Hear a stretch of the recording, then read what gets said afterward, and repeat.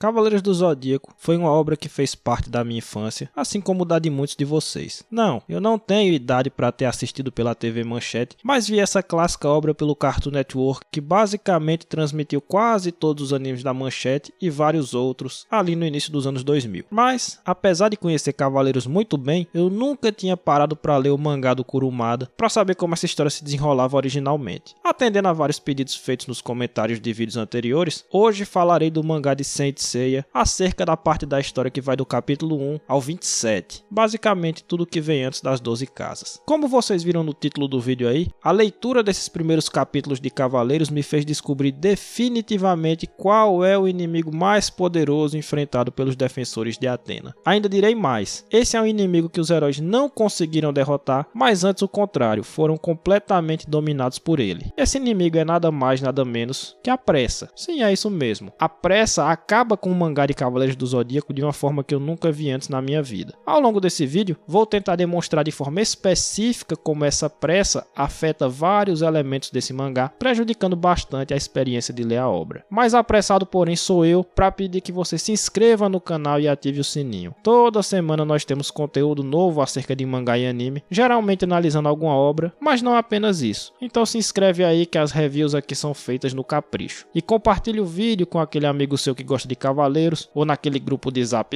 servidor de Discord e outros canais, enfim. Espalhem a palavra de Zé Médio pela internet. Muito bem, conforme eu disse anteriormente, vou tentar esclarecer exatamente como a pressa afeta vários elementos de Cavaleiros do Zodíaco e de que forma isso prejudica a história. Após isso, mencionarei outros pontos negativos do mangá de Saint Seiya e termino falando de alguns pontos positivos. Então fica aí até o final que a análise está bem completa. Antes de mais nada, esclareçamos exatamente qual é o problema. O problema é que o mangá de Cavaleiros do Zodíaco corre demais com tudo. Só pela enumeração dos capítulos você já tira. Após 27, a obra já estava adentrando na saga das 12 casas. O mangá inteiro tem apenas 110 capítulos e isso por si só não seria um problema, antes o contrário. Prefiro histórias mais objetivas do que aquelas que se estendem ao infinito e não acabam nunca. O que é uma ironia, já que eu sou fanboy de Dragon Ball e de Jojo, né? O problema é que Saint Seiya tem história demais para apenas 110 capítulos, de forma que o Kurumada vai simplesmente jogando um evento por cima do outro e o mangá termina ficando com um ritmo absolutamente alucinante. Ok, delineado o problema, vejamos agora como ele afeta 4 elementos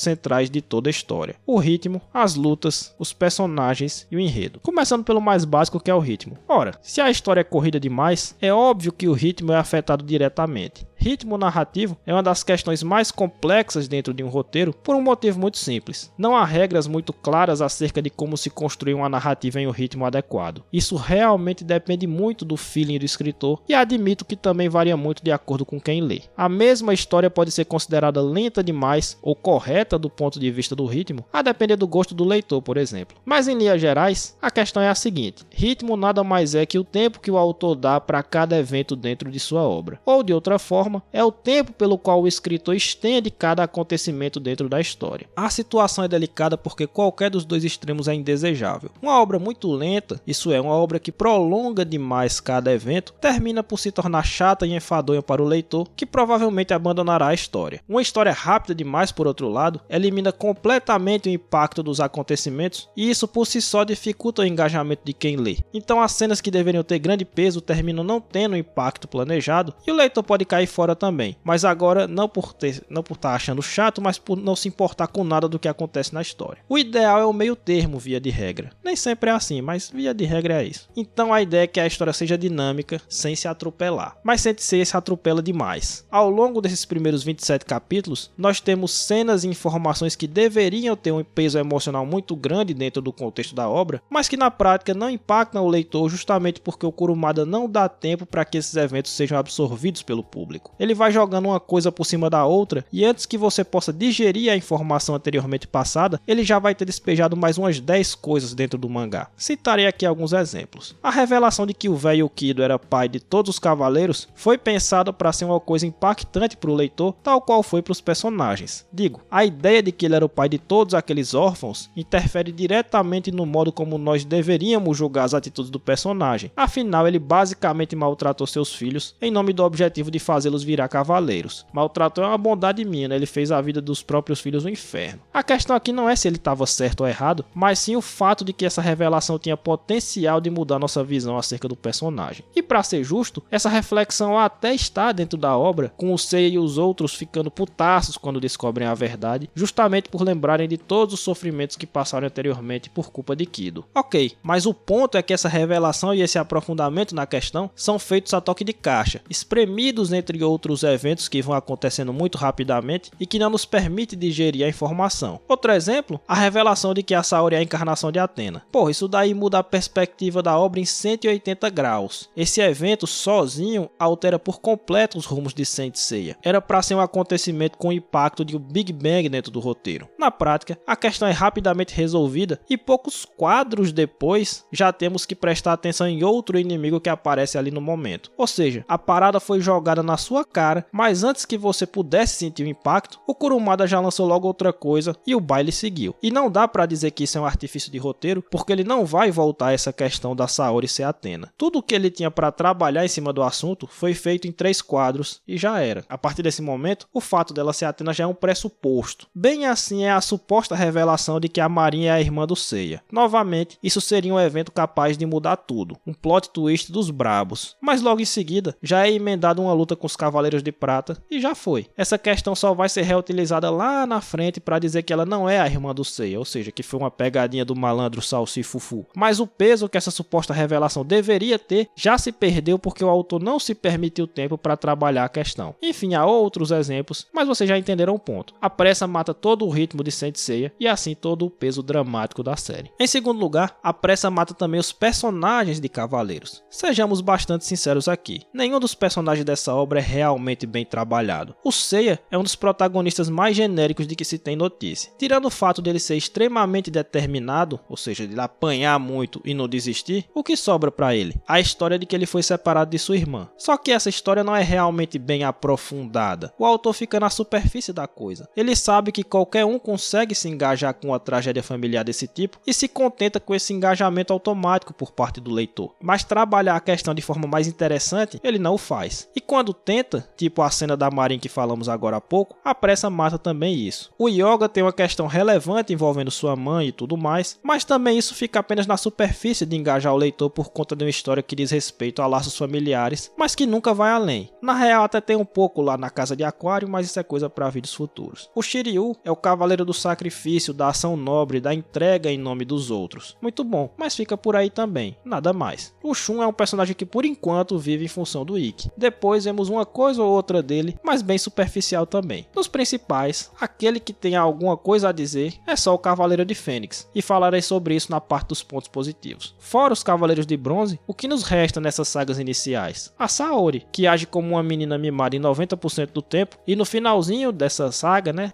dos Cavaleiros de Prata, ela revela-se a encarnação de Athena. Mas como já dissemos, nada disso é bem trabalhado. Ela só diz e segue o baile. E eu não vou nem falar dos outros Cavaleiros de Bronze ou de Prata, né, que aí é piada. Então a pressa não permite ao Kurumada desenvolver nenhum dos seus personagens, ou melhor, só o Ikki e apenas um pouquinho. Fora dele, todos são definidos por uma única característica ou um único conflito muito simples que nunca é desenvolvido. Em terceiro lugar, as lutas de Saint Seiya sofrem por conta da pressa. Ou seja, não dá nem para dar um migué de que o Kurumada corre com os outros elementos para focar nos combates, porque nem isso é verdade. A real é que nessas primeiras sagas nenhuma luta é realmente boa. Isso eu tô falando do mangá, né? Aqui parece que o anime deu uma melhorada boa apesar das repetições. As lutas do anime são repetitivas, sempre seguindo a mesma estrutura e reciclando até as animações dos golpes. É tudo muito básico. Ainda assim, elas melhoram as lutas do mangá, na minha opinião, por um motivo simples. Elas acrescentam impacto dramático às lutas. No anime, pelo menos nós realmente sentimos o sofrimento dos protagonistas em cada batalha, o quanto eles apanham feito cachorro para depois conseguirem tirar o milagre da cartola. No mangá, a pressa não nos dá nem esse gostinho. É tudo muito rápido, de forma que nem a dificuldade dos heróis dentro das lutas nós realmente somos capazes de sentir, com poucas exceções. Sim, os protagonistas sofrem, não me entendo errado. Eles apanham muito. Mas como o tempo narrativo dessa luta é muito acelerado, nós leitores não conseguimos sentir o peso dessas dificuldades combates, porque rapidamente eles conseguem o golpe milagroso que lhes dará a vitória. Então aqui não é nem uma questão de a obra não mostrar a dificuldade que eles estão passando, mas sim de ela não dar tempo suficiente para a luta parecer realmente dramática, para o sentimento do leitor seu de que eles realmente estão num problema sério. Ora, se a batalha dura 5 ou 6 quadros no mangá, como você espera que o leitor ache essa batalha realmente dramática? Acho que o único combate que mais ou menos parece impactante nessa parte da história é o de Seiya contra Shiryu no torneio lá do início, e mesmo assim o anime faz um trabalho mais interessante na minha visão. No mangá, frequentemente as lutas são resolvidas com 3 ou 4 golpes, de forma que nem o roteiro mais simples de protagonista sofre mas consegue virar o jogo é bem realizado aqui. Nenhuma luta que era para ser extremamente dramática, como aquela na qual Shiryu se cega, é grande coisa no mangá.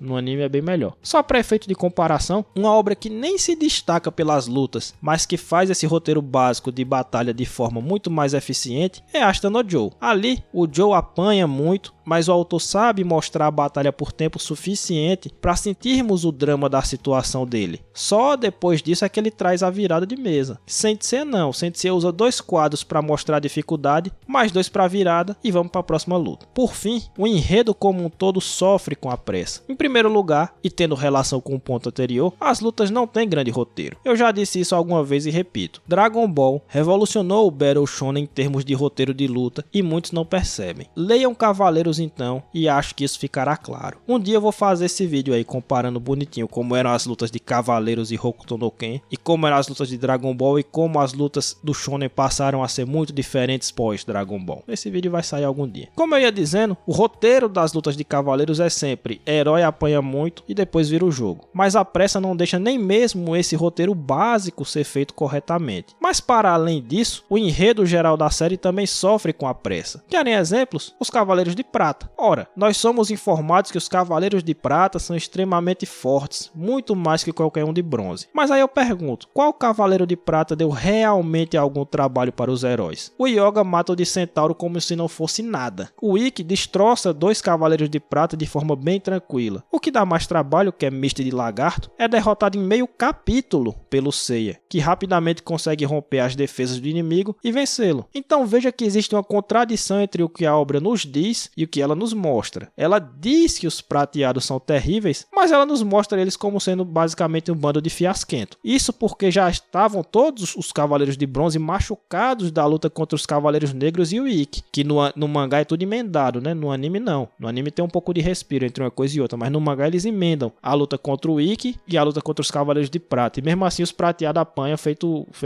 enfim. Outro exemplo de como o enredo sofre com a pressa. Que diabo foi aquela conversão do Ikki no meio da luta dele contra os outros Cavaleiros de Bronze? Tipo, o cara é o puro ódio. Ele sofreu um inferno na Ilha da Rainha da Morte e etc, etc. Aí o Seiya fala 2 ou 3 coisinhas, recebe a ajuda das armaduras dos outros amigos e aí o Ikki desperta pro poder da fraternidade. Tipo, não faz o menor sentido. Novamente, o roteiro não se permitiu desenvolver o arco do Ikki de maneira correta, que é um arco positivo, né? Ele começa a história como um vilão, depois ele vai voltar a ser bom como ele era quando criança, reconhecendo a amizade dos outros Cavaleiros de Bronze, reconhecendo o poder da fraternidade, etc. Mas esse arco não foi feito de maneira correta. Arcos positivos de personagem, ou seja, arcos nos quais o personagem vai se tornando melhor, precisam de tempo para que o leitor possa ao menos acreditar nessa mudança. O que acontece aqui seria como se o Goku desse 2 gritos com Vegeta no meio da luta da saga Saiyajin e conseguisse convertê-lo pelo poder do sangue Saiyajin. Ah não, os Saiyajins têm que ser todos irmãos, têm que ser todos bons uns com os outros e aí pronto. Seria bizarro, mas é exatamente assim que o Kurumada escreve. Aliás, até o próprio clima de irmandade entre os cavaleiros parece forçado porque é estabelecido de forma muito apressada. Beleza, eu entendo que eles eram criados no mesmo orfanato e que eles eram amigos quando eram crianças, mas porra, eles estavam se matando num torneio sem noção, poucos capítulos antes, e aí depois, 4 capítulos depois, eles já são melhores amigos de novo a ponto de entregarem as vidas uns pelos outros. Simplesmente não é crível. Não existe o tempo necessário e os eventos necessários, né, para preencher esse caminho que vai do ponto A para o ponto B. Do ponto A eles estão se matando para o ponto B, eles se sacrificam uns pelos outros. Não tem tempo suficiente e não tem eventos suficiente para a gente acreditar nessa mudança da relação entre eles. Outros exemplos poderiam ser usados, mas acho que já deu para entender. Fora a questão da pressa, Saint Seiya tem umas paradas muito estranhas em termos de roteiro, tipo aquele momento no qual o enredo tentou encaixar uma ideia de destino que ficou completamente mal feito. Eu tô falando da parte na qual é revelado que o destino do velho Kido era sacrificar os próprios filhos em nome de proteger Athena. Tudo isso é muito mal trabalhado na obra. A ideia de destino até aquele ponto não estava sendo abordada e também não nos foi dado nenhum motivo pelo qual esse destino é inescapável. Até onde eu vi, o velho poderia simplesmente tacar o foda-se e não proteger Athena nenhuma, como a Saori também podia tacar o foda-se e não enfrentar o grande mestre, ou seja, ela não precisava ter aceitado seu destino como Athena. Eles disseram que fariam essas coisas por conta do destino, mas esse tal de destino nunca foi mostrado como uma força verdadeira no mundo de Saint Seiya, mas como uma profecia autorrealizável. Seria como se eu dissesse pra você que você tem o destino de fazer X, e aí porque eu falei isso, você vai lá e faz X. Porque eu convenci você de que era seu destino. Ou seja, não tem nenhuma força externa que faça você ir, nenhum elemento do universo que force você a ir, ou que pelo menos o curso dos acontecimentos naturalmente convença você de que você tem que ir. Não, alguém lhe disse que seu destino era proteger Athena e você disse, então eu vou proteger Athena. E aí você termina cumprindo o destino, mas foi porque você quis acreditar no que o cara lhe disse. Então é meio jogado, né? A temática em si é interessante e bastante grega, aliás. Nós sabemos que o destino na mitologia dos gregos era uma força cósmica real capaz de determinar até as ações dos deuses, né? Eles viam o destino como uma coisa que até os deuses estavam amarrados e não tinham poder para quebrar. Então seria um tributo muito legal que Cavaleiros prestaria à sua principal fonte de inspiração. Mas na prática foi tirada do nada, sem nenhum tipo de aprofundamento, para tentar justificar ações que pareciam injustificáveis de personagens que o Kurumada queria nos convencer de que eram heróis, mas que agiam pior do que qualquer vilão que tinha por aí, como esse tal desse velho Kido que criou um torneio para matar os próprios filhos. Basicamente é isso. Outra coisa, por que eles aceitaram participar desse torneio em primeiro lugar? Fora o Seiya, que foi chantageado para entrar nessa loucura, e aí eu volto nesse negócio de dizer que a Saori e o avô dela agiam até aquele momento parecendo como se fosse vilão, porque a chantagem que fizeram com o Seiya foi canalice pura, né? E o Yoga, que foi mandado para matar todo mundo, o resto tá lá pra quê? O Shun foi atrás de um irmão que ele mesmo achava já estava morto. O Shiryu foi para honrar o mestre dele, mas ninguém sabe muito bem como é que é isso. Você vai honrar o mestre matando os outros cavaleiros de bronze? E o tal do Jabivis? Aprenda isso. Aqui na Bahia a gente não chama de Jabu, porque isso aí pode atrair uma rima um pouco desagradável. Então não é Jabu, é Jabivis. Ou então Jabo, uma das duas coisas. O tal do Jabivis foi só porque é gado demais. E os outros foram porque sim. Vão entrar no torneio para matar aqueles que eram meus amigos de infância, porque sim.